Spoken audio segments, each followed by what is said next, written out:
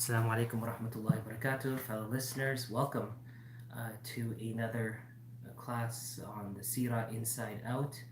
The purpose of it is, inshallah, we're going to take what's in the books of Seerah and actually bring it out into perspective and into the current day reality so that we can, beyond learning the Seerah and knowing the Seerah, actually adopt something in reference to the Seerah into our life. The Prophet ﷺ came in very peculiar times.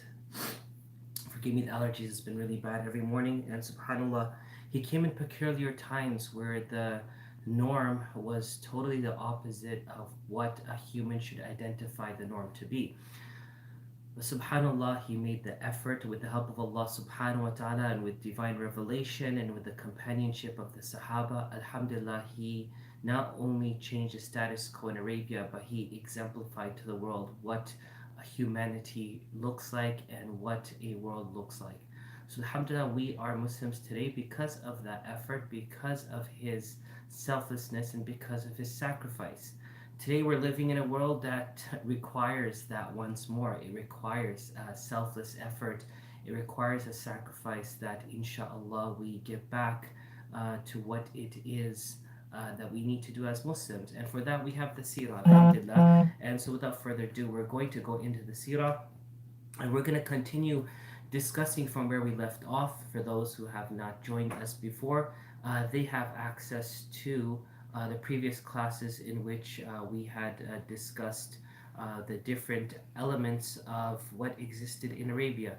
So before going even into the Sirah, we want to understand that in pre-Islamic Arabia, pre-Islam China and Persia and India, what was the norms on the streets there? How were people living? What was the society all about?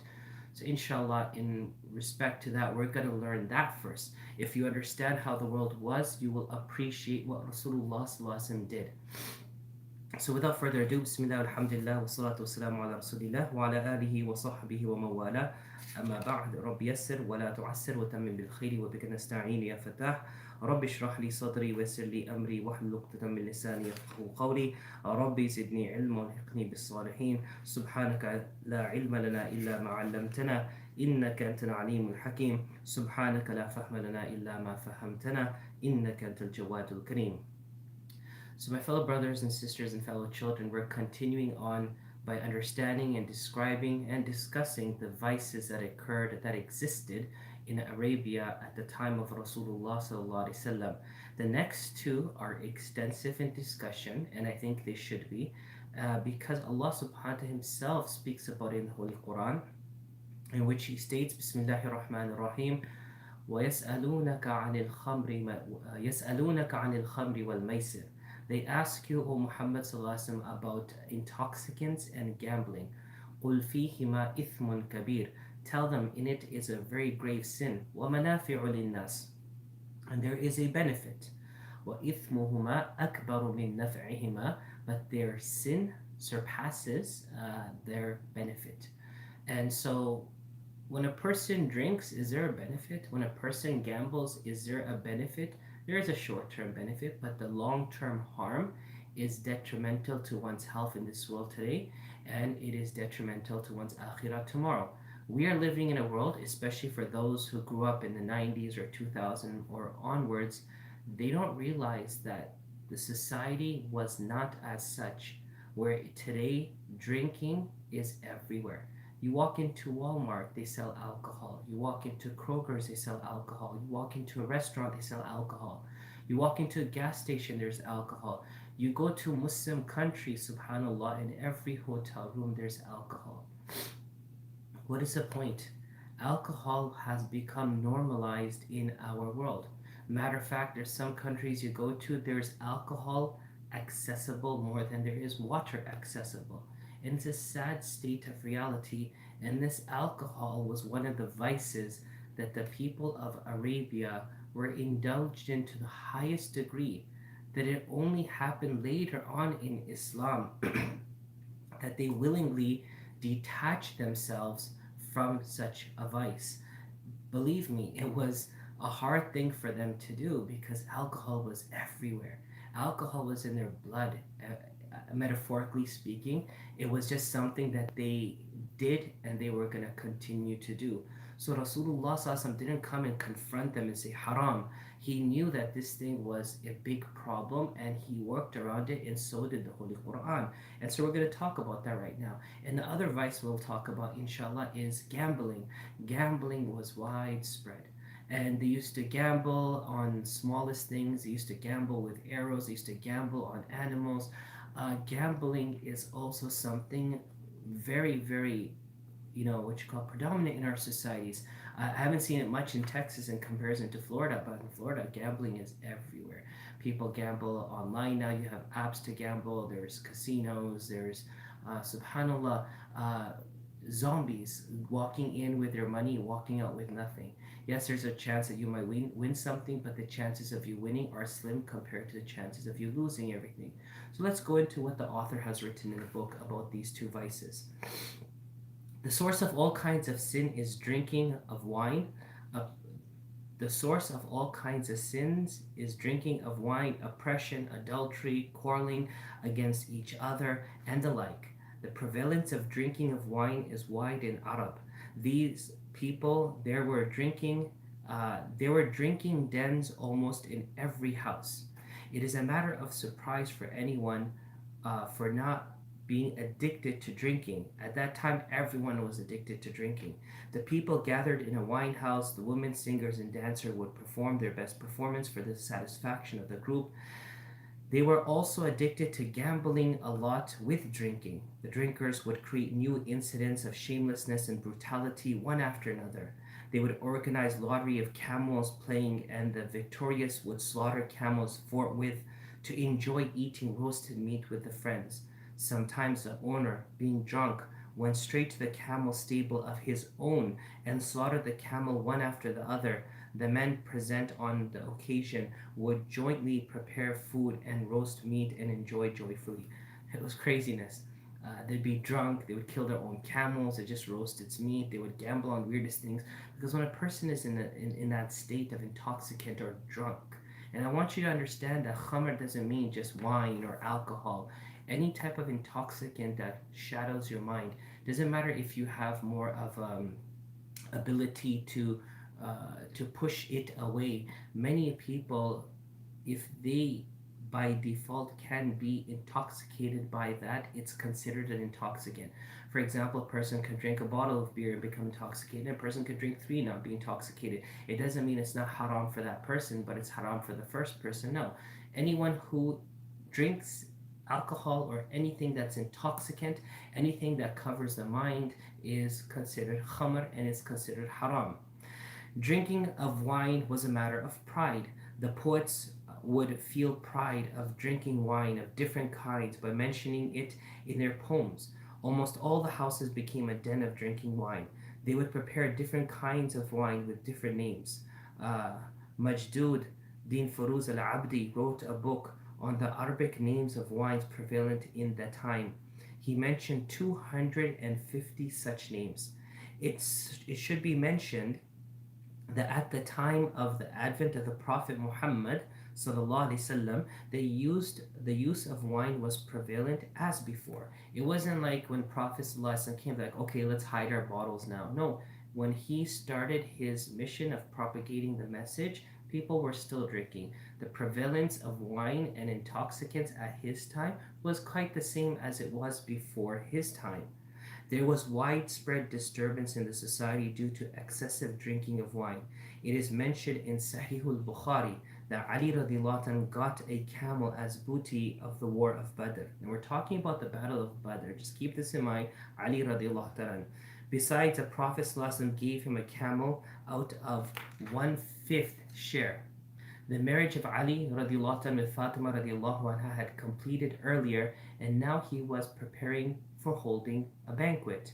He intended to collect a kind of grass named idkhar from the forest and sell it to the goldsmith.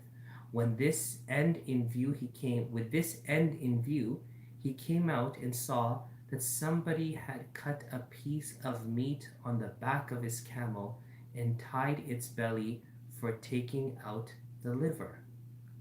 This is very sad.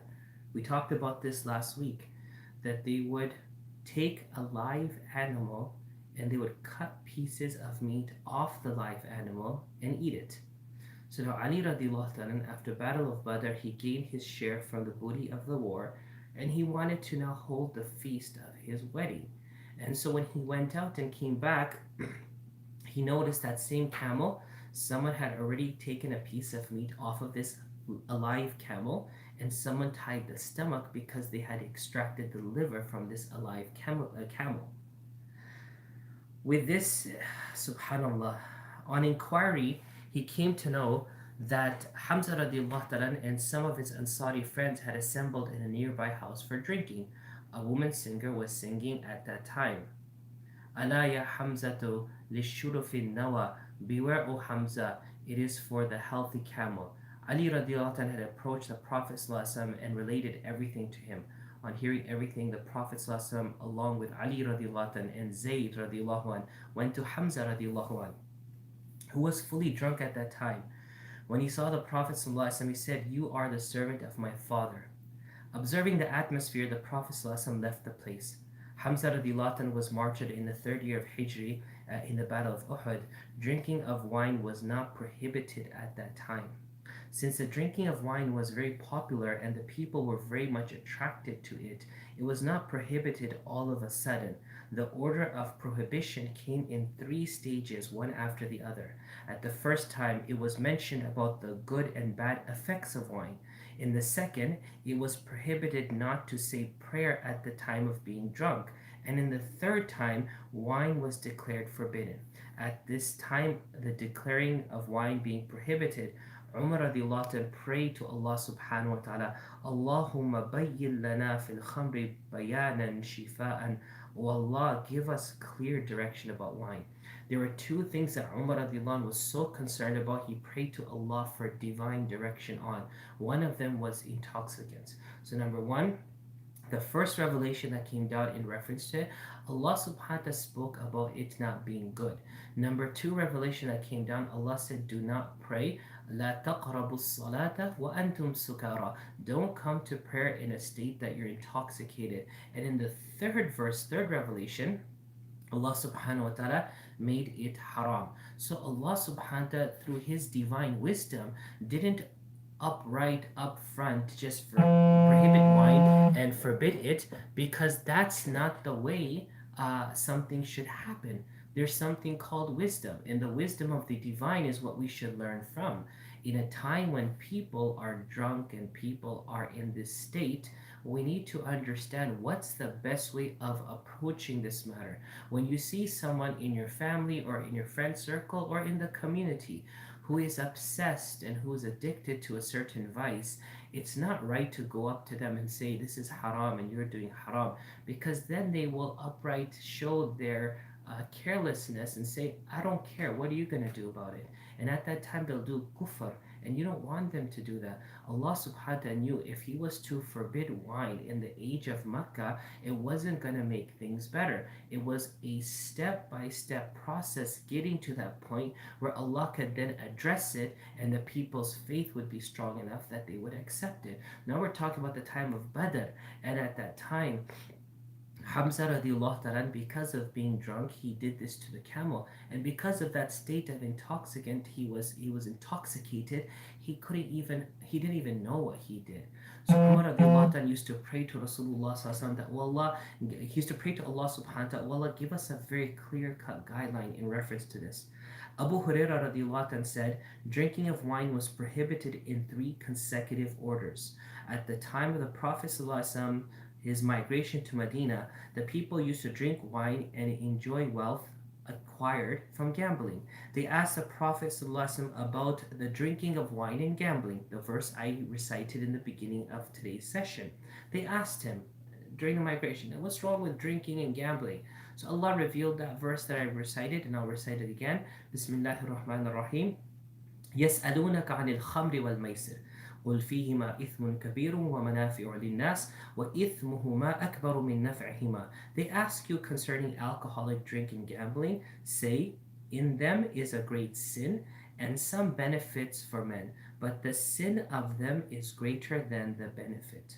After the revelation of this verse, The people said to each other that Allah subhanahu wa ta'ala had not forbidden wine for them. Rather, He informed them that the basis of sin was wine. So, what they took the interpretation of being was that they said wine isn't haram. What you do because of drinking wine is haram. So, this is the interpretation they took, and they went with it.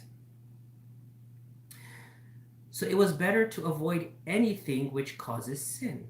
After the revelation of the verse, the drinking of wine continued as before. An Ansari, Ansar, of course, are the people of Medina, the people who helped the Muhajirun who came to Medina, invited Ali radiallahu ta'ala, Abdurrahman radiallahu ta'ala, and other companions of the Prophet ﷺ at the time of Maghrib prayer. A drunken companion of the Prophet ﷺ amongst the invitees led the prayer, but he recited Surah Kafirun so wrong. The verse was revealed, يا أيها الذين آمنوا لا تقربوا الصلاة وأنتم سكارى حتى تعلموا ما تقولون. Subhanallah. There was an invitation from the people of Ansar for a few Sahabas. And one of the Sahabas who was invited to this invitation at the time of prayer led the prayer, but because of being drunk, they recited Surah Qul Ya Ayyuhal Kafirun wrong. They mixed the whole thing up. So Allah then revealed this verse. O you who believe, approach not the prayer when you are in a drunken state until you know what you're uttering, i.e., that means when you're sober. At the time that you're back on your senses, then go do your prayer, because in this state you can't pray, and of course in this state you cannot lead the prayer. In this state he led the prayer, it was detrimental to the prayer itself. You ruined the prayer by mixing up the surah. After the revelation of the verse, the people used to drink wine except the prayer time. An Ansari invited Sa'd radiallahu ta'ala, and after taking food, he was offered wine. So he drank it. He became drunk and said in a drunken state, the Muhajirin are better than the Ansar. On the basis of his opinion, a fierce dispute had occurred, which led to a serious quarrel. Remember, they migrated, and now he's in the place where he migrated to, the land of Medina. And when he was drunk, he said, the Muhajirun are better than you Ansar. This led to an all-out dispute and quarrel between the people. Allah subhanahu wa ta'ala then revealed the verse, يا أيها الذين آمنوا إنما الخمر والميسر والأنصاب والأزلام رجس من عمل الشيطان فاجتنبوه لعلكم تفلحون. O you who believe, intoxicants, all kinds of intoxicants, gambling, ansab and azlam, these are arrows that they use to seek luck and decision. It's like superstition. These are an abomination of shaitan's handiwork. So avoid them in order that you may be successful. This was the third incident. This was the third verse that was revealed by Allah, in which Allah now made it very clear. Rijsum min amal shaitan. This is the work of the devil. Superstition and horoscopes and seeking luck, good luck, in addition to gambling, in addition to drinking. Rijsum min amal shaitan. This is the handiwork of the shaitan. Fajtaribu. Stay away from this stuff. Now, brothers and sisters, we are living at a time when our deen and our Islam is complete. We have the entire religion before us. And alhamdulillah, there is no imperfections in our religion. There's no verses to be revealed. There's no commands to be sent down. But even in this state, a person can argue and say, well, in those days, the religion was being revealed, and so they learned as things went along, and why can't we upright say this is all haram here? It's not that easy to say haram, because the result of you saying outright haram to someone who is indulging or engaging in haram is most possibly that they will alhamdulillah alhamdulillah allergy, subhanallah. What will happen in return is that they will say an act of kufr. One is a person commits an act of haram and makes tawbah, Allah will forgive them, ameen. One is that you put them in a position where you shame them in public, and they will, in that level of shame, say something that will take them out of the fold of Islam. And that's why I say, my dear brothers and sisters, wisdom. If you know people who are indulged in vice, you have to use wisdom. Look at the wisdom of the Prophet ﷺ. He walked into that wine cellar where the people were drinking, and Hamza radiallahu anhu was drinking, and Ali radiallahu anhu was with him, and saying, look what Hamza did to my camel. Rasulullah got in, he looked at the place, he understood the vibe. He's like, not right now. And he left. So there was no need to talk at that moment because it's not going to be benefit, rather, it can serve as more harm. Now, with the revelation of the verse, all kinds of alcoholic drinks had become forbidden. Anas radiallahu anh said, at the time of revelation of the verse, some companions of the Prophet ﷺ, including Ubay ibn Ka'b, were in the house of Abu Ubaidah ibn Jarrah as invitees, and he was serving them alcoholic drinks. In the commentary of the hadith, Hafid ibn Hajar Asqalani rahimahullah has said that 11 companions of the Prophet ﷺ were present at that time in a feast. Mu'adh ibn Jabal radiallahu anhu was one of them. When they were in a drunken state, they heard the Prophet ﷺ say, Allah has forbidden all kinds of alcoholic drinks. After hearing the news, they, without any delay, broke the glasses, the wine pots, not only in the house of Abu Ubaidah ibn Jarrah. All the roads of the city of Medina had flooded with alcoholic drinks. In Sahih al-Bukhari, it is mentioned that streams of wine were flowing in the streets of Medina. With the incident, it is made clear the prevalence of widespread drinking of wines and unbounded allegiance of the people to the Prophet Muhammad sallallahu alaihi wasallam. There was a choice after 13 years of Islam, 14 years, 15 years of Islam, 15 years of Islam, a choice is being made between their allegiance to the Prophet Muhammad ﷺ or their addiction to their vice. And subhanAllah, these are notable Sahaba, so we don't look down on them. Na'udhu billah. Never ever say, subhanAllah, astaghfirullah, Mu'adh ibn Jabal drank. My dear brothers and sisters, it wasn't haram at that time. And every person has committed their sins at a time. They became better and they were better. Even now, none of us in this world, individually or collectively, can say that we are better than the Sahaba. No one is better than the Sahaba because Allah chose them to be the companions of the Prophet Muhammad sallallahu alaihi wasallam. He chose us to be from the Ummah, but He chose them to be from the Ummah and the companions of Rasulullah sallallahu alaihi wasallam. So they have a rank, and we don't read these stories so that we look down upon them. Na'udhu billah min dhalik. Hamza radiallahu ta'ala is the lion of Allah. He is the one who, when he died in Uhud, that even the mountain wanted to move if his body moved. Subhanallah, there's so much honor and rank. Ya Mu'adh, inni uhibbuk. Oh Mu'adh, I love you, said the Prophet ﷺ. He said, Ya Mu'adh, when you come back, maybe you won't see me here, you'll see my body, you'll see my grave. This was the love between the Sahabas and Rasulullah ﷺ. The question that you may say is that why didn't the Prophet ﷺ stop it from beginning? Because he knew it was wrong. Well, that's not what Rasulullah ﷺ did. He allowed Allah to do it, and Allah taught him how to do it, and that was with wisdom. Bil hikmati wal maw'idatil hasana. Our deen is about wisdom and positive reinforcement. When we have this demeanor that we walk into a masjid, and I want us to correct that, brothers and sisters. Inshallah, our masjid is going to open soon, inshallah. This is going to pass. We're going to come back to the houses of Allah. May it be here in Texas or in Florida or in anywhere in the world. We're going to go back to the masjids, inshallah. Do not walk in with a critical eye. Do not walk in and put people down. Look at this sister's hijab. Look at this brother's dress. This is not what you come for. If Rasulullah was of that critical mind, then the Sahabas at the time of this command would have chosen their allegiance to their addiction over their allegiance to the Prophet Muhammad. He created such a loving atmosphere that they accepted and they embraced what he said. They accepted, embraced, and did what Allah subhanahu wa ta'ala told them. Why? Because they understood that it is good for them.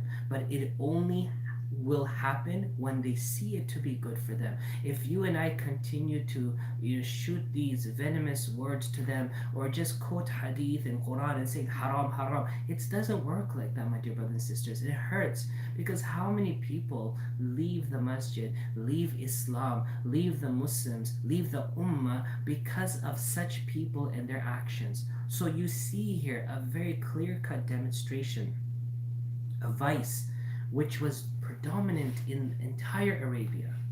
And subhanallah, it has returned. It has returned to many parts of Arabia. And the Prophet ﷺ had to address it. He's leading salah, he's giving khutbah, he built a masjid, he waged a war, he, um, he educated the Sahaba, all while alcohol was still happening, while the Sahabas were still drinking. And Allah subhanahu wa ta'ala, after 14 years, close to 15 years, Allah then revealed the hurma and this being haram. So, brothers and sisters, use wisdom even in your homes. If your spouse, if your children, if your parents are in some vice, use wisdom in love so that your word has an impact when you state it. Do not use a harsh approach. Rasulullah forbade us from using harshness. Let's move on to the next vice, my dear friends. Gambling, as we said. Gambling was also a household affair, like alcoholic drink. Camels were considered as wealth of the Arabs, and so they used to bet by the camels. There was a rule for gambling by the camels. A camel's meat was divided into 10 shares after slaughtering it. Thereafter, 10 arrows were put in a bag and handed over to a trusted person. Each arrow had a specific name and was marked with 1 share, 2 shares, or 3 shares. Only 3 shares had no such mark. The man in charge of the bag of arrows handed over the arrows to the gambler, one after the other. The gambler would get the share of the meat as had been marked in the arrow. The gamblers who got the arrows with no marks of shares became defeated, and the meat thus received was to be distributed amongst the friends and the poor man, and it was considered as an act of pride. Those who did not take part in such gambling were hated and reprimanded and treated as a miser.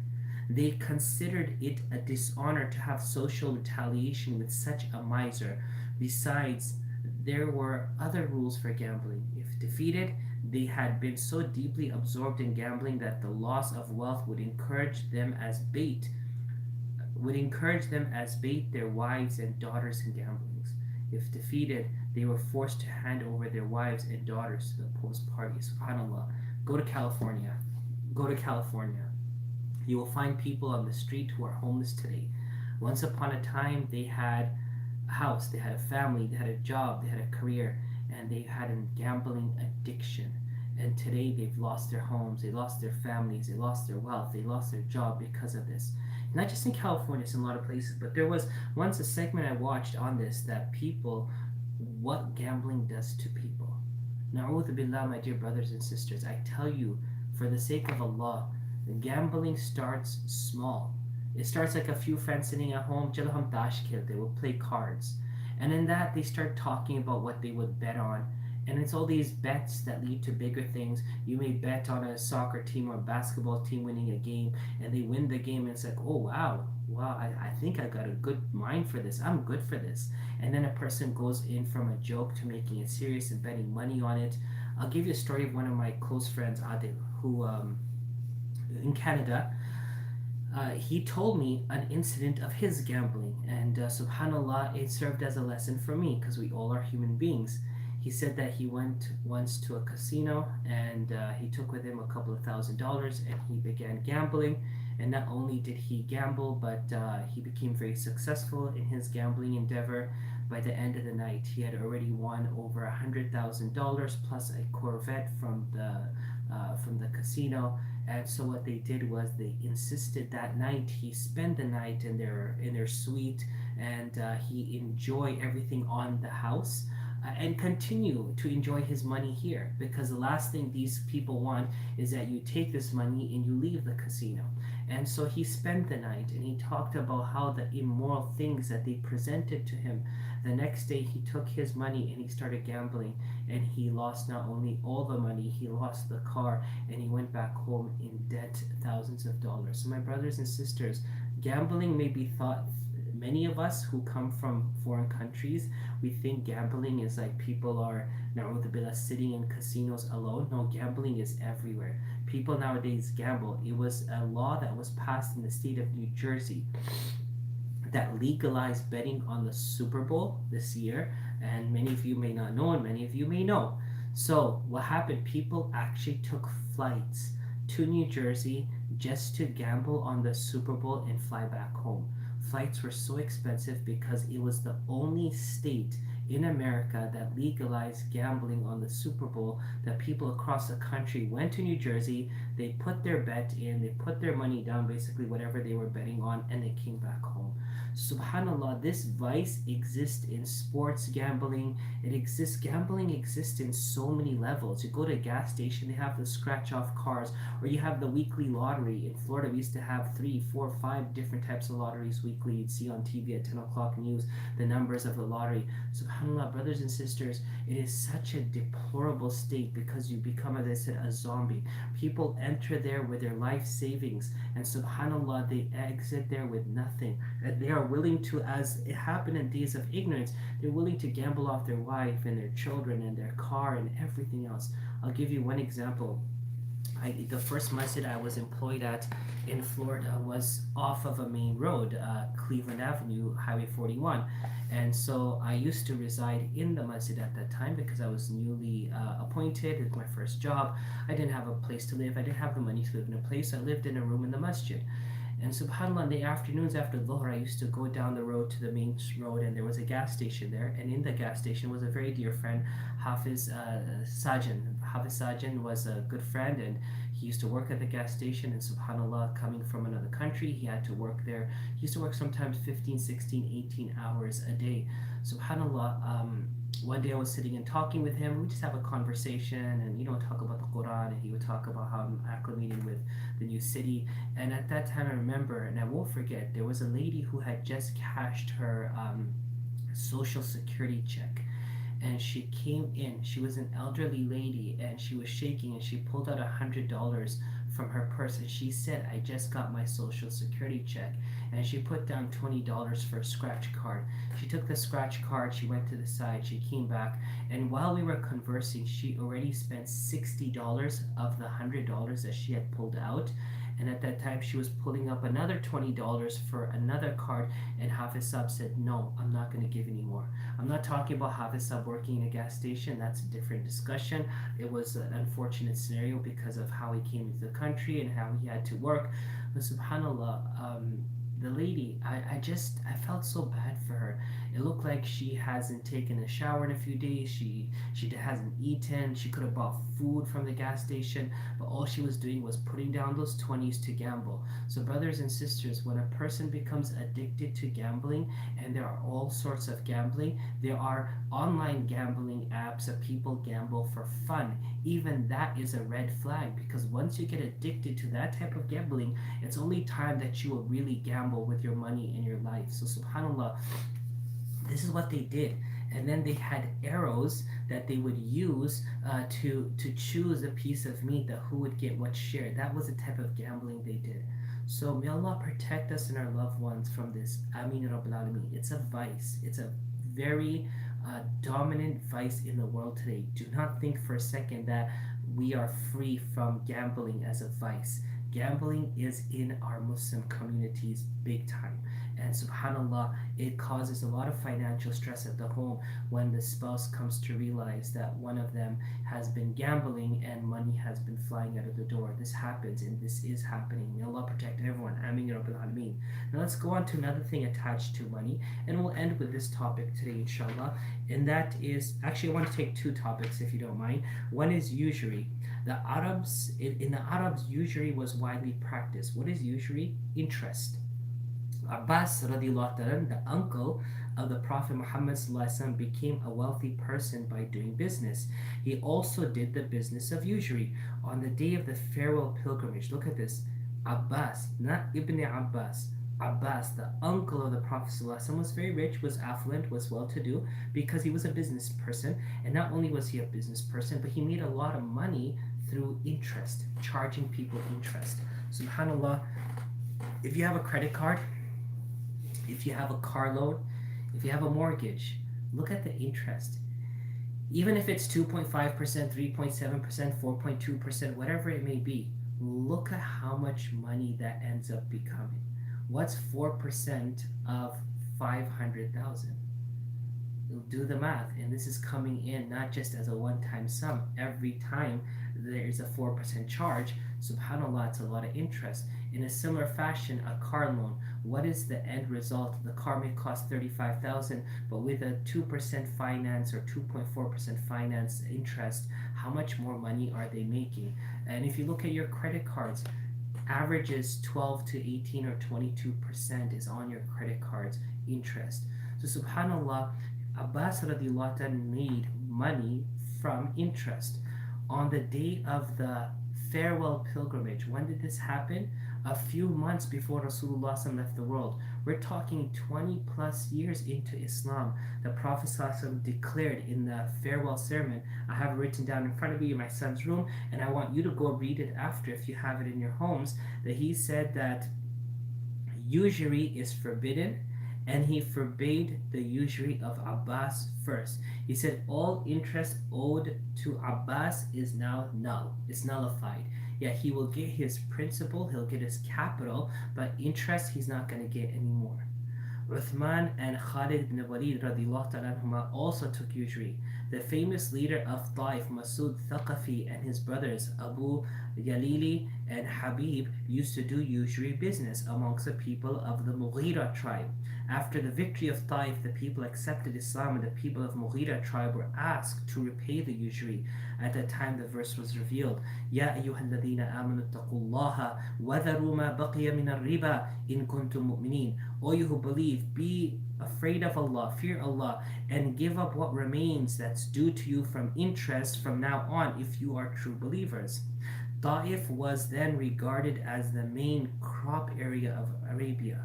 Most of the people in that area had been engaged in usury. For this reason, one of the conditions of the treaty of the Prophet ﷺ with the people of Ta'if was they will no longer take usury.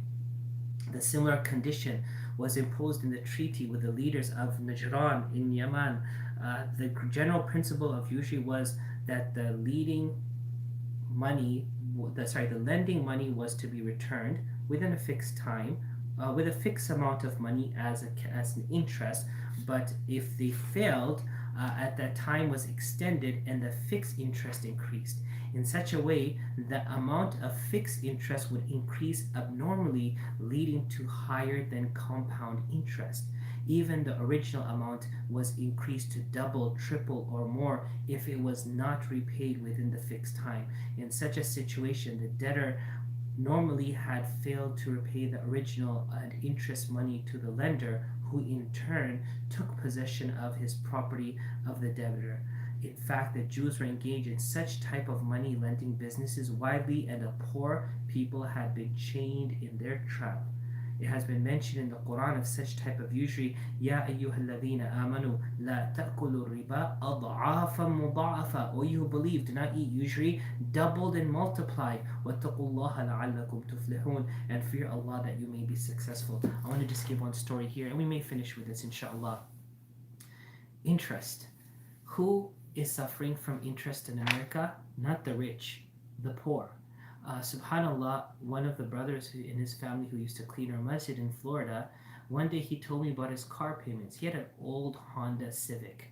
And I'm like, you're still doing car payments? He goes, yeah, he bought it from Fort Lauderdale from this secondhand dealer. And the person was charging 17% interest. I ask you, have you ever heard sorry about that. Have you ever heard of walking into Mercedes or Audi or to BMW, Alfa Romeo, any of these companies, and they're charging 17% interest? No, they don't. 4%, 5% maybe is the highest interest rate that you'll see on these new cars. This man was milking them with 17% interest on a car that's not even worth $5,000. And subhanAllah, what we did then is we had the masjid buy out his car, and then he repaid the masjid without interest. This is the type of things. If you heard about these day loans that people go to, it was talked about in Congress recently. The amount of interest on these loans, you take an advance payment from a lender, and then when you get your paycheck and you cash it, they'll take a percentage.